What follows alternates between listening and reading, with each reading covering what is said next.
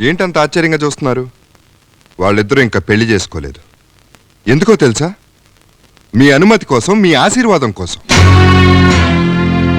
ఒక హిందువే మీకు అల్లుడిగా రావాలని మీరు కోరుకున్నారు. మీకు కాబోయే అల్లుడు హిందువే, కానీ ఇప్పుడు మీ అమ్మాయి హిందూ కాదే. ఒక క్రిస్టియనే కోడలుగా రావాలని మీరు పట్టుపట్టారు. అదిగో మీ క్రిస్టియన్ కోడలు, కానీ ఇప్పుడు మీ కొడుకు క్రిస్టియన్ కాదే. ఏంటి ఆలోచిస్తున్నారు? మనం కోరుకున్నట్టే అల్లుడు కోడలు దొరికారు, కానీ మన కొడుకు కూతురు మతం మార్చుకున్నారే అనే.